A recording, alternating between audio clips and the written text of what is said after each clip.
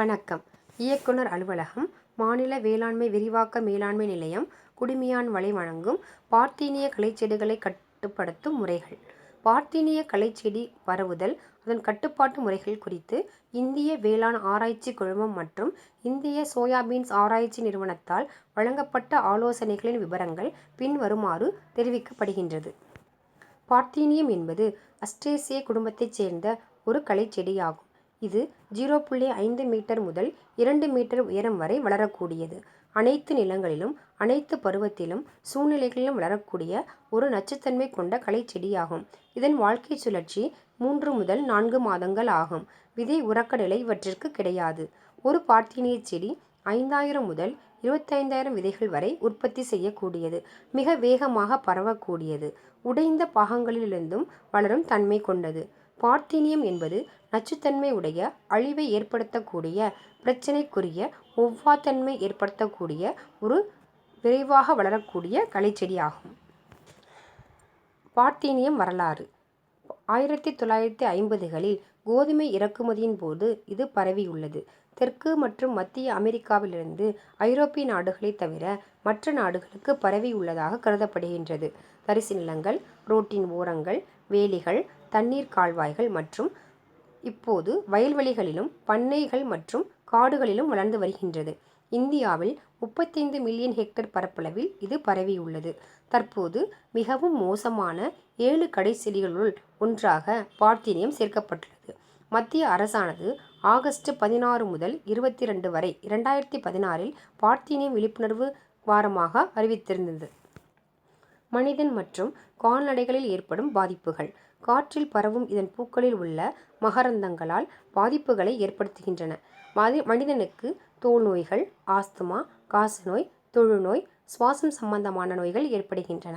கால்நடைகளை பொறுத்தவரை குறைந்த பால் உற்பத்தி மற்றும் அதிக உணர்திறன், தோல் ஒவ்வாமை மற்றும் முடிகளை இழத்தல் ஆகியவை ஏற்படுகின்றன.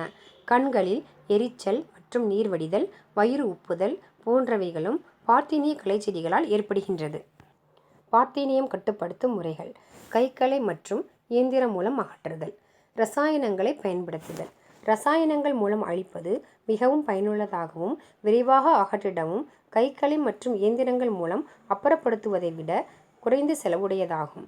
அட்ரஸின் 1 லிட்டர் தண்ணீருக்கு 4 கிராம் வீதம் விதை முளைப்பதற்கு முன்பாக நிலத்தில் அடிக்க வேண்டும். 1 லிட்டர் தண்ணீரில் 200 கிராம் சோடியம் குளோரைடு உப்பு மற்றும் 2 மில்லி சோப்பு ஆயிலை பூ பூக்கும் தருணத்திற்கு முன்பாக தெளிக்க வேண்டும். அல்லது 1 லிட்டர் தண்ணீரில் 2,4-D சோடியம் உப்பு 8 கிராம் அல்லது கிளைபோசேட் 10 மில்லி, இதனுடன் 20 கிராம் அம்மோனியம் சல்பேட் மற்றும் 2 மில்லி சோப்பு ஆயிலை கலந்து பூ பூப்பதற்கு முன்பாக தெளிக்க வேண்டும். அல்லது 1 லிட்டர் தண்ணீரில் 3 கிராம் மெட்ரிபுசின் கலந்து பயிரில்லாத இடத்தில் தெளிக்கலாம். உயிரியல் கட்டுப்பாட்டு முறைகள். உயிரியல் கட்டுப்பாட்டு முறைகளில் போட்டித் தாவரங்களை வளர்ப்பதன் மூலம் கட்டுப்படுத்தலாம். போட்டித் தாவரங்களாக கீழ்கண்ட பயிர்கள் அறிமுகப்படுத்தப்பட்டுள்ளது. துலுக்க சாமந்தி, முள்ளுக்கீரை, கொழுஞ்சி, காஃபி கென்னா, ஊசித்தகரை மற்றும் துத்திக்கீரை. மெக்சிகன் என்று அழைக்கப்படும் சைக்காக்ரோமா பைக்கலரைட்டா என்ற வண்டுகளை பயன்படுத்தியும் கட்டுப்படுத்தலாம்.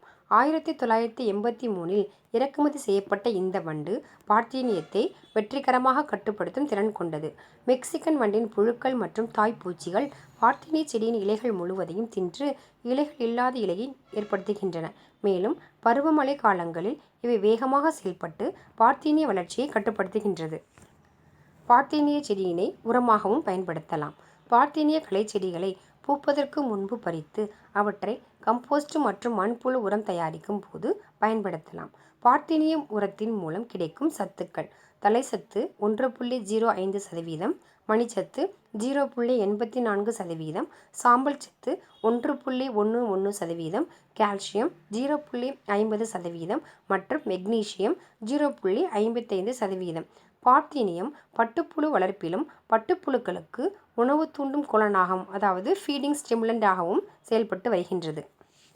எனவே மனிதனுக்கு தீங்கு விளைவிக்கக்கூடிய இந்த பார்த்தீனிய செடிகளை மேல்கண்ட முறைகளை பயன்படுத்தி கட்டுப்படுத்தி பயனடையுமாறு விவசாய பெருமக்கள் கேட்டுக்கொள்ளப்படுகின்றார்கள். நன்றி, வணக்கம்.